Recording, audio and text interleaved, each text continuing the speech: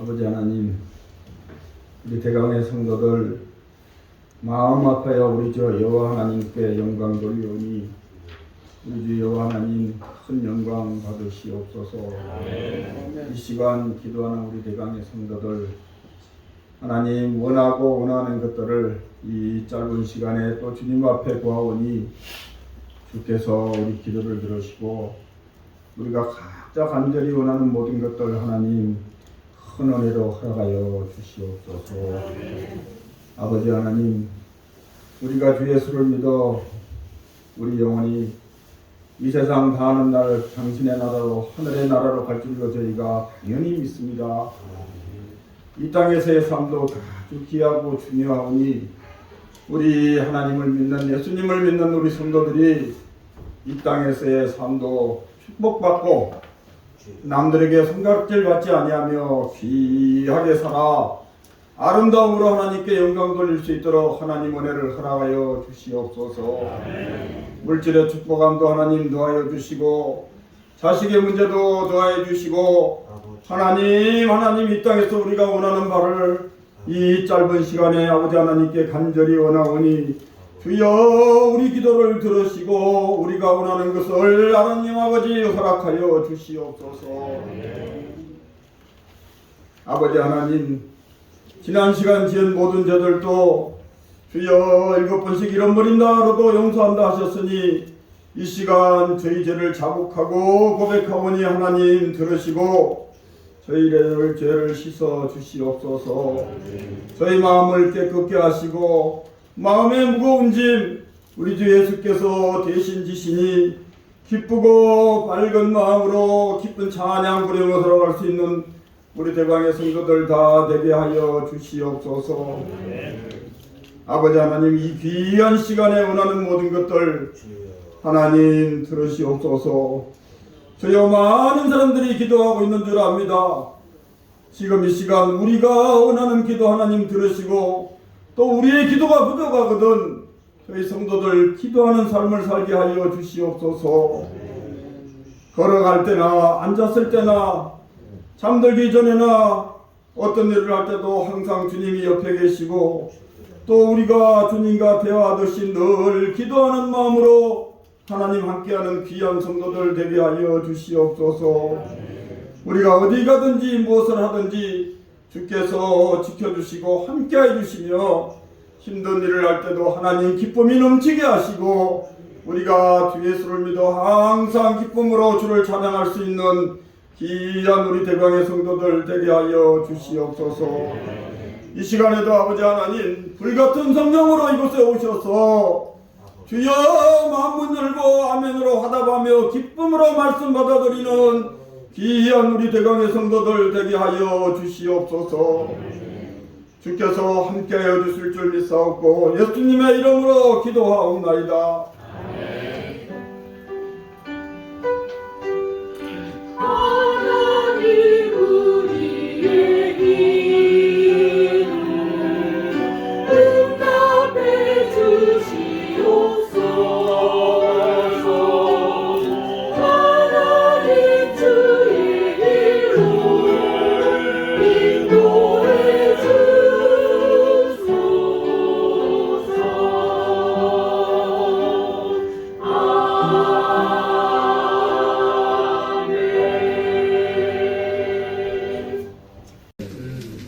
하나님의 말씀은 시편에서 보겠습니다. 시편 103편의 말씀이 되겠습니다.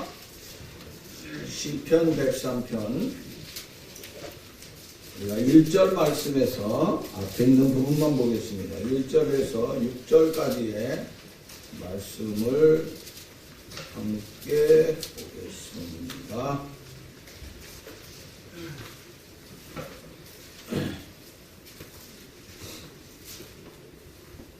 5절까지만 봐도 되겠습니다.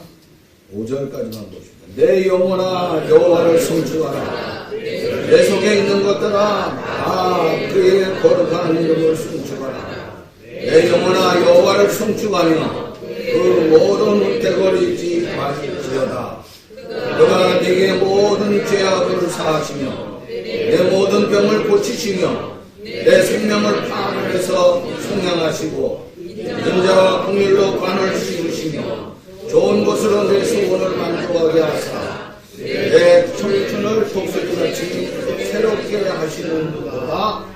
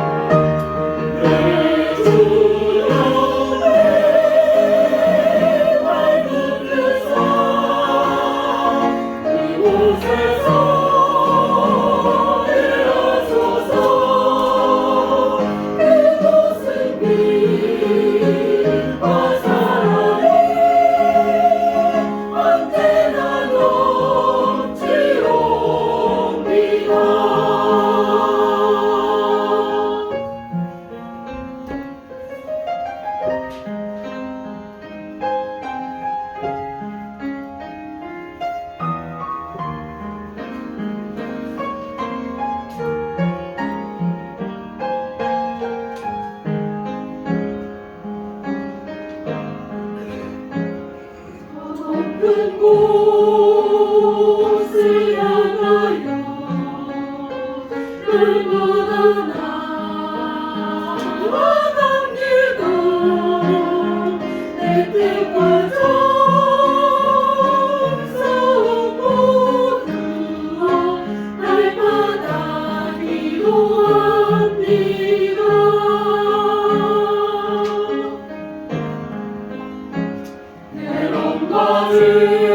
내가 있는 곳 나비로야 이 살아도 빛나고 높은 저곳을 날마다 바라봅니다.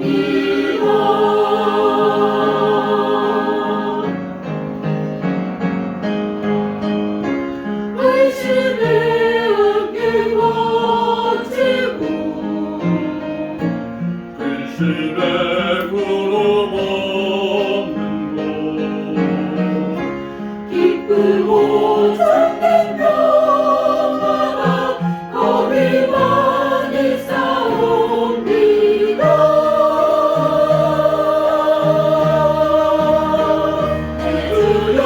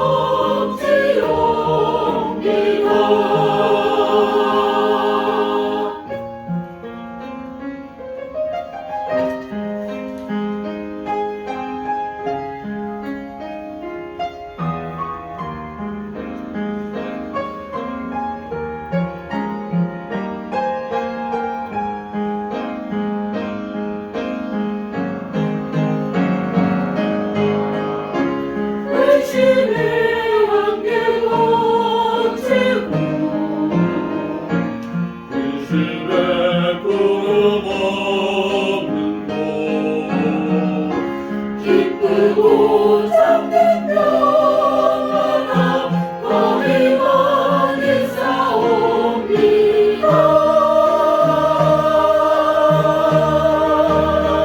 내 주여 밝은 데서 그곳에서 대하소서. 그곳은 빛과 사랑이 언제나 넘치옵니다.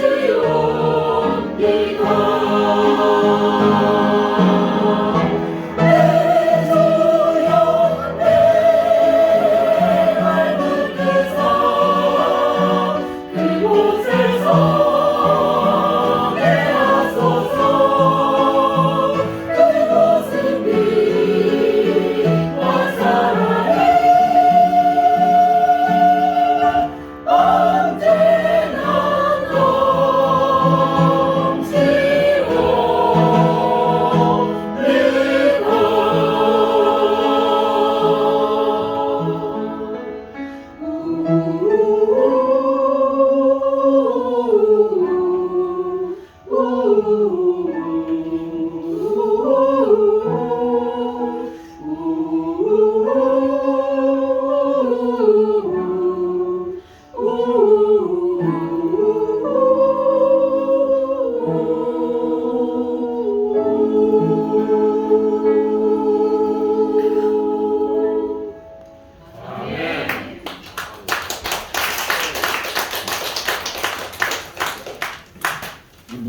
무슨 줄 아세요? 하나님 앞에 영광 돌리면서 앵콜하는 거야. 이야, 대단하네. 우리 송가래가. 아유, 떡국을 3그릇씩 먹었나? 대단하네, 진짜. 아유, 고맙습니다.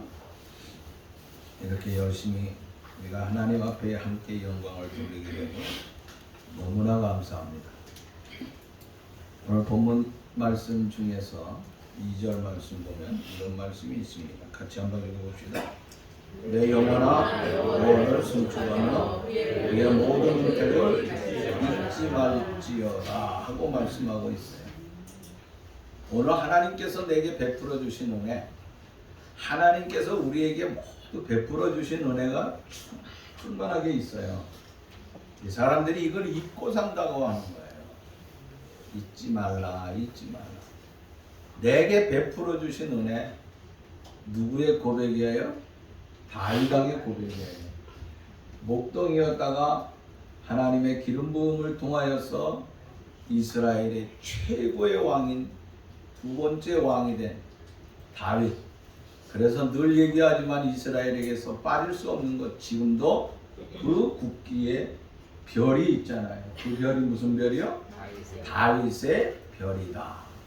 다윗의 별이라고 하는 이스라엘 국기에 나타나 있는 것처럼 그는 나라의 국부라고 하는 거예요. 그런데 그가 하나님의 은혜를 잊지 않기 위하여서 세상에 있을 적에 얼마나 애쓰고 힘썼는가 하는 것을 우리가 엿볼 수 있다고 하는 것입니다. 사람의 두뇌라고 하는 것은요, 2가지 기능을 가지고 있어요. 첫째는요, 늘 모든 것을 다 기억한다고 하는 거예요. 기억하는 기억력을 가지고 있습니다. 그런가 하면은 또 하나의 일이라고 하는 것은 망각한다고 하는 거예요. 망각이 뭐죠? 잊어버리는 거예요. 잊어버리는 거. 기억하는 것이 있는가 하면은 우리는 잊어버리는 것이 있어요. 오래된 사건들, 오래된 내 일들 가만히 생각해 보면 어떻게 그 어렸을 적부터 지금까지의 사건 하나하나의 모든 것이 다 기억해내는지, 세월이 엄청 지났음에도 불구하고 기억해내는지 모르겠어요. 그런가 하면은요, 기억하지 못하는 것이 있다고 하는 거예요. 전혀 기억이 없는 거예요. 제가 이번 명절 적에 변충구 목사님을 만났어요. 변충구 목사님. 변충구 목사님 누군지 알죠? 네. 그분을 만났는데 내가 그동안 지난 작년에 참 어려운 일들이 많았대. 코로나 걸려가지고 죽기 일보 직전에 났다고 하더라고요. 병원에 입원해가지고. 병원에 입원도 안 되고. 그래서 시골 병원을 찾아가서 거기서 자리가 겨우 있어가지고 살아났다는 거예요. 그리고 그 후에 복지관에 가서 탁구를 치다가 그 다음에 기억이 안, 탁구를 쳤는데 눈 떠보니까 병원이라는 거예요. 하나도 기억이 안 나는데 왜 병원에 갔는지. 기억을 망각했어요. 순간적으로 넘어지면서. 아마 쇼크를 받은 것 같아요. 그런데 지금은 건강하게 되었다. 제가 왜 그분 얘기를 하냐면 그분이 굉장히 두뇌가 뛰어나요. 오만 잡것을 다 가지고 있어요. 그 머릿속에. 아마 목사님들 중에 그마치 머리 좋은 사람은 난 세상에서 못 본 것 같아요. 끊임없는 노력도 하지만 끊임없는 뇌의 발전을 통하여서. 그런데 그도 잊어버리는 게 있더라 이거야. 네? 그런데 우리는요, 우리가 살아가면서 진짜 잊지 말아야 될 것이 있는데 그것이 뭐냐면 주님의 은혜라고 하는 거예요. 이 주님의 인연을 잊어버리면 안 된다고 하는 거예요. 어쩌다 사람을 만났는데 아니 누구더라? 이럴 때가 있잖아요. 그 사람 얼굴은 기억이 나는데 이름이 기억이 안 날 경우가 있어요. 우리가 살면서 남에게 대해서는 그렇지만 진짜 잊지 말아야 될 경우 있잖아요. 아침에 일어나는데 옆에 있는 사람이 누구시더라? 누구시더라? 이거 얼마나 곤란한지 모르네. 그죠? 자고 일어나는데 내 옆에 있는 사람이 누구인지 모른다. 이거 보통 일이 아니라고 하는 것입니다. 오늘 내가 주님의 은혜를 통하여서 구원을 받고 하나님의 종이 되었고 또 하나님의 은혜로 여기까지 서 있다고 하는 것을 생각할 적에 얼마나 감사하냐. 이거를 잊어버려서는 안 된다고 하는 거예요. 주님의 은혜를 우리 모두가 잊지 않기를 간절히 바라는 것입니다. 그러면 주님의 은혜가 어떤 은혜이고 왜 주님의 은혜를 잊어버리지 말아야 되는가 하는 것들을 우리가 함께 생각하면서 우리가 새해 더 아름답게 하나님 앞에 한 발자국 나아갈 수 있기를 바라는 것입니다. 첫째는 오늘 본문 3절 말씀 보면 이런 말씀을 하고 있습니다. 그가 내 모든 죄악을 사하시며 4절 말씀에 보니까 내 생명을 파멸해서 속량하시며. 자, 여기에 이 말씀 가운데서 첫 번째 우리가 생각할 수 있는 것이 무엇이냐? 3절과 4절 말씀은 죄악을 사해 주었다. 내 죄악을 사해 줬다 그랬습니다. 뿐만 아니라 내 죄악을 사해 줄 뿐만 아니라 뭘 해줬어요? 파멸해서 나를 속량했다 이거예요. 파멸해서 나를 갖다가 구속해 주셨다고 하는 말씀으로 나타났다고 하는 것입니다. 자, 이 두 가지를 생각해 보자고 하는 것입니다. 우리의 죄악을 사하셨다고 하는 것은 우리의 조상이 누굽니까? 아담과 하와입니다. 그가 지은 죄, 오늘 이 땅에 있는 모든 남자와 여자가 따로따로 지은 죄, 그 죄들을 생각하면 상상을 초월할 정도입니다. 하늘에 아마 별과 같이 바다의 모래알보다도 더 많은 죄가 있을 것이라고 하는 것입니다. 그런데 주님께서는 십자가에서 우리를 위하여서 단번에 그 모든 것을 다 짊어지셨다고 하는 것입니다. 그래서 우리를 용서해 줬다고 하는데 그 용서해 주시는 대가가 뭡니까? 우리는 그 죄의 사함을 받기 위해서 우리가 해야 될 일이 있는데 그것이 하나 뭐예요? 그냥 믿으면 되는 거예요. 나의 죄를 구속해 주셨다. 나의 죄를 용서해 주셨다고 하는 이 사건에 대해서 나는 믿기만 하면은 사함을 받는다고 하는 거죠. 또 하나는요, 파멸해서 속량하셨다 그랬습니다. 더 되돌릴 수 없는 그 멸망 속에서 나를 구속해 주셨다고 하는 거. 오늘 8절 말씀을 보면은 좀 넘어가서 8절 보면은 이런 말씀을 하고 있습니다. 여호와는 긍휼이 많으시고 은혜로우시며 노하기를 더디 하시고 인자하심이 풍부하시도다. 9절 말씀 보면은 노를 영원히 품지 아니하시려다. 10절 말씀 보니까 우리의 죄를 따라 우리를 처벌하지는 아니하시며. 그뿐 아니라 그 다음에 쭉 내려가서 12절 말씀 보면은 동이 서에서 먼 것 같이 우리의 죄가를 우리에게서 멀리 옮기셨으며. 자, 여기에 이 말씀을 보면은 무엇을 알 수 있습니까? 하나님께서는 우리가 죄를 어떻게 어느 정도를 용서해 주는가를 하고 설명을 하고 있다고 하는 것입니다. 8절 말씀은 노하기를 더디하셨다 그랬습니다. 9절 노를 품지 않으셨다 그랬습니다. 그 모든 죄악을 죄악대로 갚지 않으셨다. 그 죄를 갖다 동이 서에서 먹은 것 같이 멀리 던져버리셨다고 하는 거예요. 여러분, 하나님께서 우리를 이렇게 우리의 죄악을 다 멀리 던져버리셨다고 하는 것, 이거 생각할 적에 얼마나 감사하냐 이거예요. 어떻게 우리가 감사하지 아니할 수 있겠느냐 이거예요. 이렇게 우리의 죄악을 다 사해 주셨다고 하는 것이에요. 하나님은 죄는 미워하지만은요, 죄인은 결코 미워하지 않아요.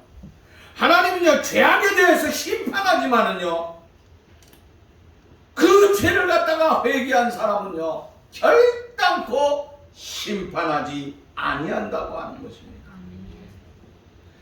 하나님은 우리의 앉고 일어섬을 다 아신다고 하는 것입니다. 우리의 속마음, 우리의 과거에 지나간 것 모든 것 하나하나 다 기억하고 계신다고 하는 것입니다. 그럼에도 불구하고 그 하나님께서는 내가 가지고 있는 것, 내 혼자만이 가지고 있었던 그 추하고 더러운 비밀들이 있잖아요. 세상 사람들은 이걸 들춰내려고 없는 것도 캐내려고 그러지만 하나님께서 결단코 들춰내지 않으세요. 오히려 그것을 갖다가 벌하는 것이 아니라 용서해주고 사해주신다고 하는 것이에요. 우리가 예를 들어보면은요, 아니 예가 아니라 실질적인 상황이잖아요. 요한복음 4장에 보면은요, 어느 날 예수님께서 사마리아 수가성에 들어가게 됩니다. 그런데 그 우물가에서 그 당시 물을 길러온 사마리아 여자를 하나 만나게 된다고 하는 것입니다. 그런데 이 여자는 지난날에 남편이 5씩이나 있어요. 몇 명이요? 5명이에요. 정식적으로 결혼한 남편도 있겠지만은 그냥 비공식적으로 살았던 남편들도 있었다고 하는 것입니다. 어쨌든 이 여인이 5남자를 펴려겠다고 하는 것은 무엇을 가르쳐주고 있습니까?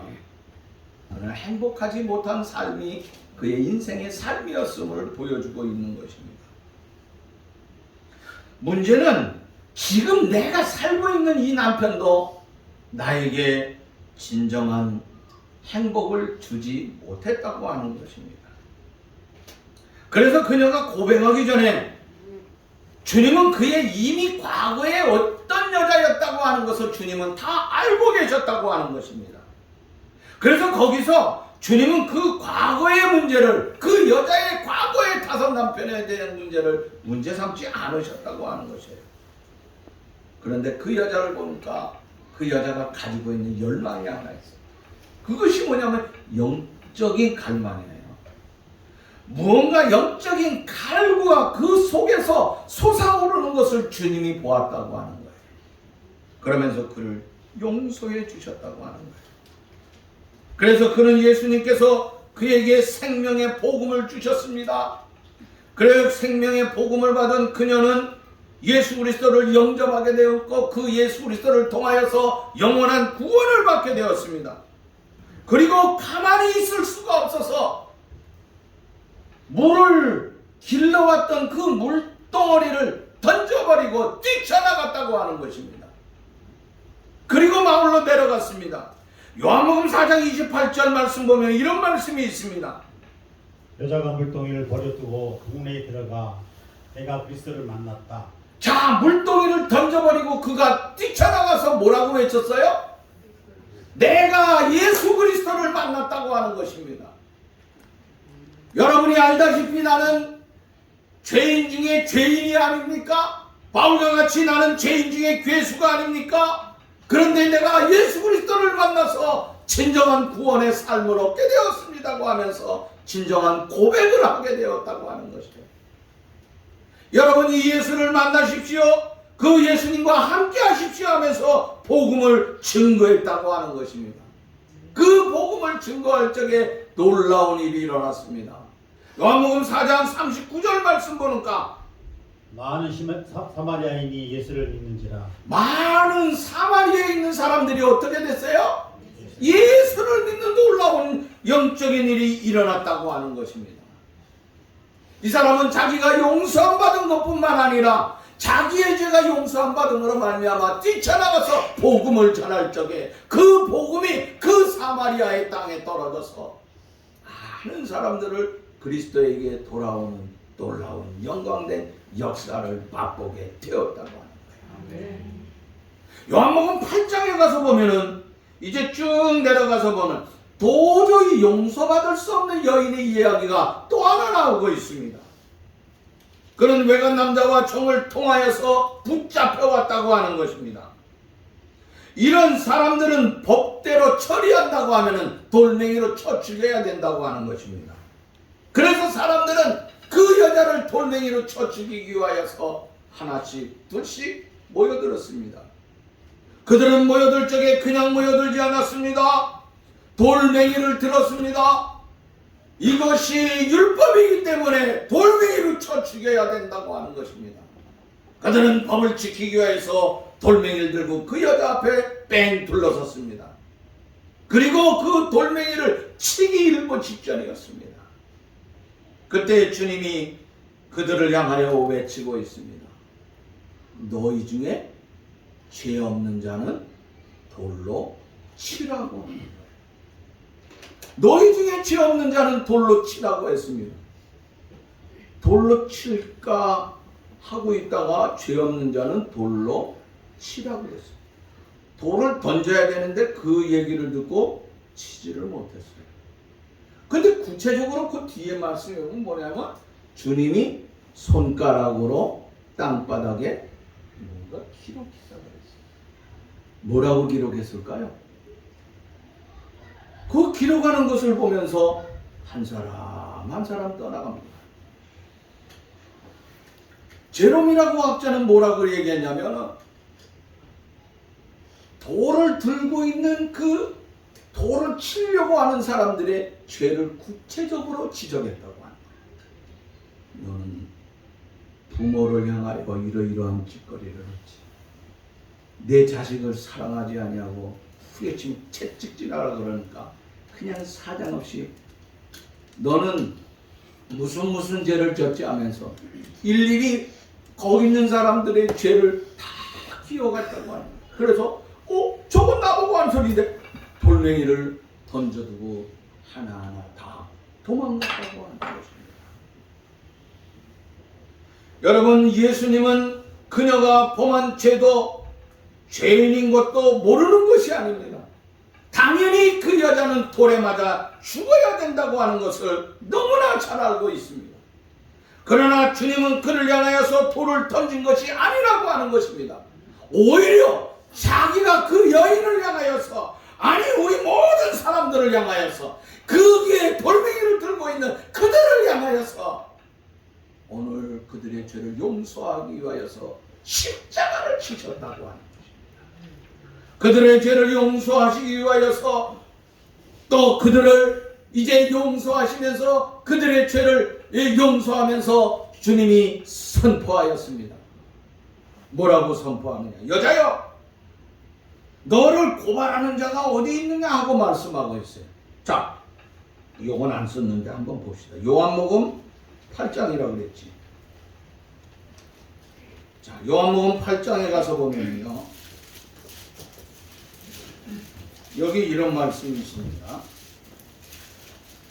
7절에 보면 너희 중에 죄 없는 자가 돌로 치라 그러니까 8절에 손을 굽히면서 손가락으로 쓰니까 한 사람 한 사람 떠나가기 시작합니다. 그 여자 하나 남았어요. 10절 말씀 내려가서 보면 여자여, 너를 고발하던 그들이 어디 있느냐? 너를 정죄한 자가 없느냐? 하고 물어봅니다. 없어요 하고 그러니까 나도 너를 정죄하지 않으니 가서 다시는 죄를 뭐라고요? 범하지 말라 하고 말씀을 하고 있어요. 다시는 죄를 범하지 말라 그랬습니다. 그러면서 12절 말씀에 보면 아주 중요한 말씀을 하고 있어요. 예수께서 또 말씀하여 이르시기를 나는 세상의 빛이라 나를 따르는 자는 어둠에 다니지 아니하고 생명의 빛을 얻으리라. 여러분, 나를 따르는 자는 생명의 빛을 얻으리라고 하는 거예요. 주님은 그녀에게 생명의 빛을 주었다고 하는 것입니다. 어두움의 그늘을 벗어나 이제 빛된 주님을 바라보고 믿음으로 그 빛된 생활의 삶이 우리에게 있어야 된다고 하는 것입니다. 그래서 우리를 통하여서, 우리의 빛된 삶을 통하여서 그리스도의 모습을 세상 사람들이 발견해야 된다고 하는 거예요. 사랑하는 여러분들이요, 우리의 죄를 용서해 주실 뿐만 아니라 이렇게 모든 것을 용서해 주시면서 우리를 향하여 세상에 가서 그리스도의 빛된 생활을 하나고 하는 것입니다. 자, 이와 같이 주님은 우리의 모든 죄를 하나하나 다 용서해 주셨다고 합니다. 이 용서해 주신 삶을 생각할 적에 어떻게 감사하지 아니할 수 있겠습니까? 요한복음에 나오는 이 여자뿐만 아니라 우리 모두 다 용서함을 받았으니 우리 주님을 통하여서 주님 앞에 감사하고 주님 앞에 다시 한번 신실한 삶으로, 빛의 삶으로 나아갈 수 있는 우리 소중한 삶들이 될 수 있기를 바라는 것입니다. 아멘. 또 하나는 뭐라 그랬느냐? 자, 3절 말씀 보면 이런 말씀을 하고 있습니다. 내 모든 병을 고치시며 내 모든 병을 고쳤다 그랬습니다. 병을 고쳤다. 두 번째 생각하는 것은 우리의 모든 병을 고쳐주신 은혜라고 하는 것입니다. 여러분 병원에 가면은요 제일 먼저 뭐 하죠? 왜 아파서 왔죠? 그럽니다. 손가락 때문에 병원에 가니까 왜 왔어요? 그래. 아 이게 덜렁덜렁해서요. 그 왜 덜렁덜렁해? 언제부터 그래요? 그래. 제가 집에서 걸레질을 하고 걸레를 짠 것뿐이 기억이 안 나는데 그 말을 했어요. 예. 그 사람이 그럽니다. 걸레 짜는 사람들이 이런 일이 많이 발생한대요. 주방에서 일하는 아줌마들이 이 일을 하다가 여기 많이 온다는 거예요. 전문 병원에 가니까 얘기를 하더라고요. 예손병원에 가니까 그분이 얘기를 해요. 그리고 가서 엑스레이를 찍으세요. 여기까지 얘기합니다. 그리고 와가지고 여기가 이렇게 됐습니다. 어쩌고 저쩌고 합니다. 어떤 사람들은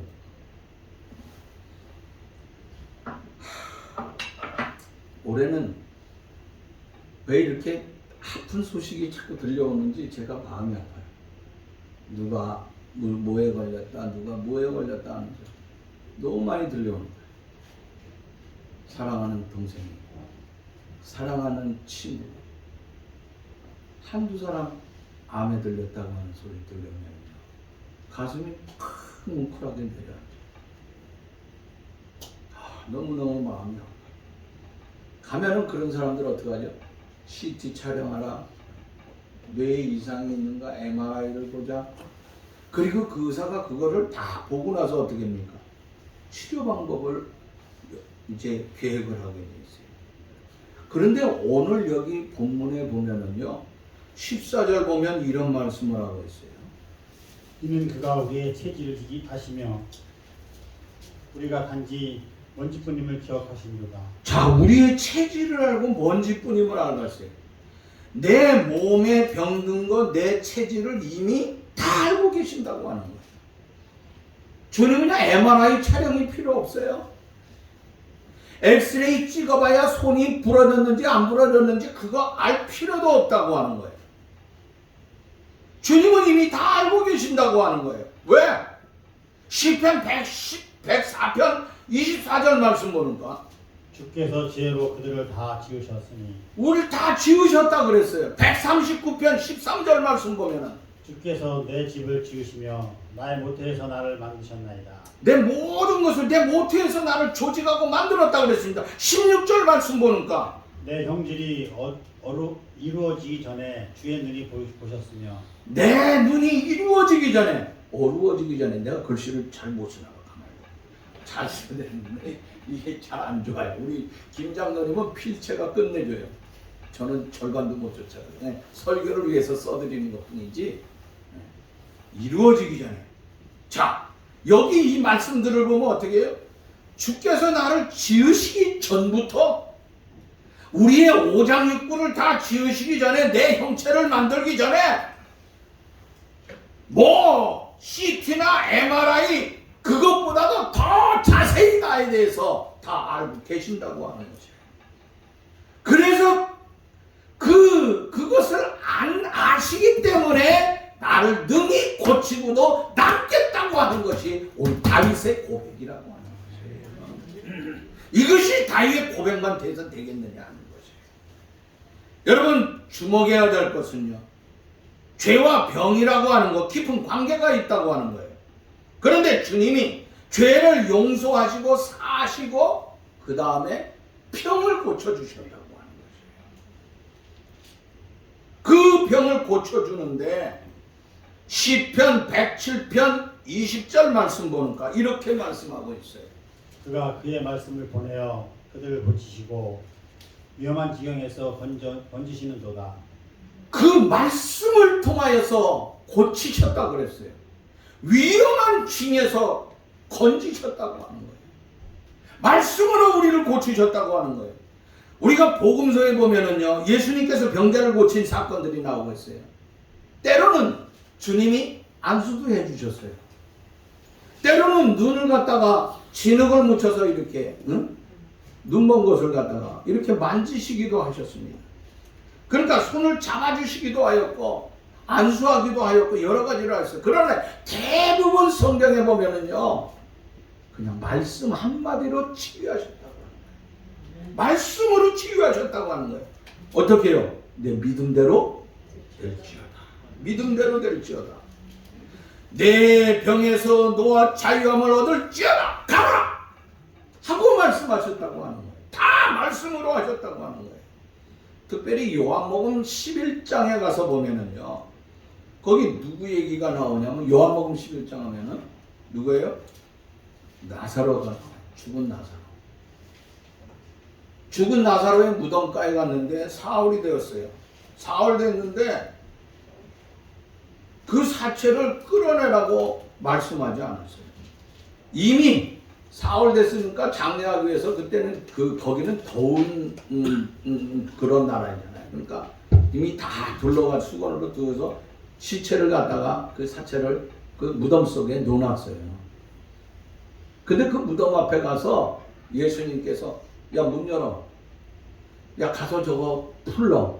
어떻게 해? 뭐 해? 그리고 너희들 붙잡고 끌고 나와. 이렇게 말씀하지 않았어요. 그러니까 나사로의 무덤에 가서 주님이 말씀하신 건 그냥 간단해요. 나사로야 나오라 하고 말씀 한마디를 하셨어요. 그리고 말씀하시면서 요한복음 11장 44절 말씀 보니까 이렇게 말씀합니다. 죽은 자가 수족을 배로 동인채로 나오는데 그 얼굴은 수건에 쌓였더라. 그가 수건에 베인 채로 나왔다 그랬어. 그 얼굴이 수건에 쌓였어 그랬어요. 그리고 그 나사로를 향하여서 뭐라 풀어놓아라. 다니게 하라. 그냥 말씀으로 다 고치셨다고 하는 거지. 주님은 이 땅에 오실 적에 말씀으로 오셨습니다. 뿐만 아니라 주님이 하신 그 말씀은 어마어마한 능력이 있어서 그 말씀을 통하여서 병자를 고치시고 수많은 사람을 고치실 뿐만 아니라 심지어 죽은 자도 살리시는 놀라운 역사를 하셨다고 하는 것입니다. 오늘 그 말씀을 우리가 믿기만 하면은 우리도 고침을 받고 구원을 얻고 영원한 생명을 얻게 될 줄로 믿습니다. 이것이 다윗의 고백이고 나의 고백이 되어야 된다고 하는 것입니다. 사랑하는 여러분들이, 자, 이와 같이 우리는 제사함 받고 또 치료함을 받고 병고침을 받고 이제 세 번째 주님께서 우리의 주고자 하는 것이 있습니다. 5절 말씀을 보면은 이런 말씀을 할 수 있습니다. 좋은 것으로 내 소원을 만족하게 하사 내 청춘을 독수리같이 새롭게 하시는도다. 자, 세 번째는요. 뭘 준다고 그랬어요? 좋은 것으로 내 소원을 만족하게 한다 그랬어. 좋은 것으로 소원을 만족하게 한다. 좋은 것을 통하여서 우리의 소원을 만족하게 해주신다 그랬어요. 여러분, 지금까지 좋은 것을 만족해 주시기 위한 과정을 봅시다. 첫째는 뭐라고 그랬어요? 죄를 사해 주시고 용서해 주셨어요. 그러면서 뭐라고 그랬어요? 병을 고쳐 주셨다고 그랬어요. 병을 고쳐 주셨어요. 그러면 살아가는데 어떻게 살아가야 되느냐 이거야. 세 번째, 그 다음에 절차는 뭐냐? 좋은 것으로 우리에게 채워 주실 줄로 믿습니다. 뿐만 아니라 독수리같이 힘을 얻어서 훨훨 자유롭게 나름으로 말미암아 우리의 인생의 삶에 있어서 형통한 축복의 역사를 주신다고 했습니다. 오늘 기도하면서 우리 장로님이 뭐라 그랬습니까? 하나님 세상에 살면서 우리가 영원한 하나님 나라에 가는 것 당연한 일이지만은 그러나 이 땅에서도 필요한 게 있습니다. 하나님 주세요. 대광의 가족들에게 물질도 주세요 하고 간절히 간구했지요. 그 간구대로 하나님께서 우리 대광교회 성도들에게 죄를 사해 주실 뿐만 아니라 병을 고쳐 주시고 그 다음에 우리에게 살아가면서 필요한 모든 물질, 그것도 나쁜 것이 아니라 좋은 것들을 넉넉하게 허락하여 주셔서 독수리같이 훨훨 날아가는 형통의 역사의 축복이 넘치게 될 줄로 믿습니다. 자, 누가복음 14장 11절 12절 말씀을 보면 이런 말씀을 하고 있어요. 너희 중에 아버지 된 자로서 누가 아들이 생선을 달라 하는데 생선을 대신에 뱀을 주며 알을 달라 하는데 전갈을 주겠느냐. 13절 말씀 보니까 너희가 악할지라도 좋은 것을 자식에게 줄 줄 알거든 하물며 너희 하늘 아버지께서 구하는 자에게 성령을 주시지 않겠느냐. 악한 부모도요, 자식이요, 아무리 악한 부모도요, 자식에게 좋은 것 준다 그랬어요. 그런데 우리가 우리 하나님 앞에 그렇게 간구하는데 하나님께서 어떻게 좋은 것 주시지 아니하겠느냐 이거야. 그것도 주시는데 좋은 것, 세상의 것을 주시기 전에 뭘부터 줘요? 성령을 주신다고 했어요.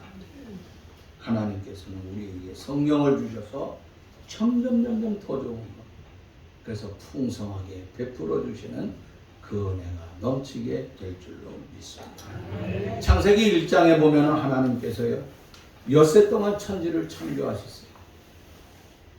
그리고 그 하루하루 그것을 창조하실 때마다 뭐라 그랬어요?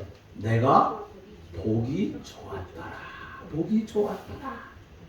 엿새 동안 계속해서 하나님이 보기 좋았더라. 보기 좋았더라 그랬어요.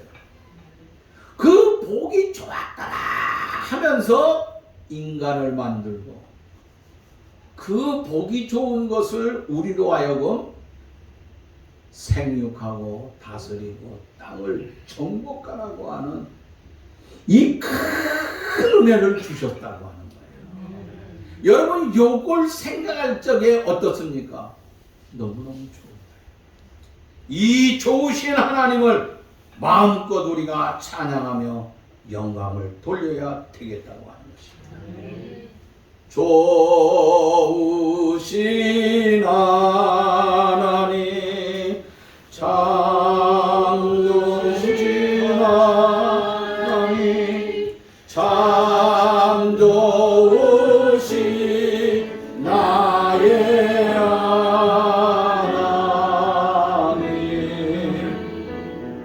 우리의 기도를 응답해 주시는 참 좋으신 나의 하나님, 축복을 주십니다. 한없는 축복을 나에게 주시는 참 좋으신 나의 하나님. 마지막 3절 있죠. 한없는 축복을 우리에게 주신다고 그랬는데 나에게 주시는 것으로 바꿔서 한번 불러보겠습니다. 한없는 축복을 나에게 주신 참 좋으신 나의 하나님.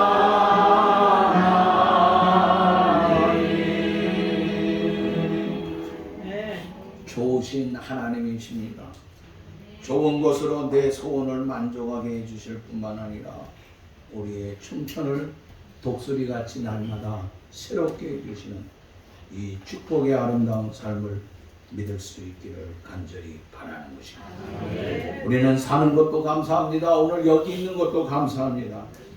나의 이마침된 우리의 조그마한 가정을 주시고 내 아내와 내 남편을 주시고 내 자식을 주시고 내 부모를 주시고 힘들고 어려운 속에서도 주님을 바라보고 기도하였습니다.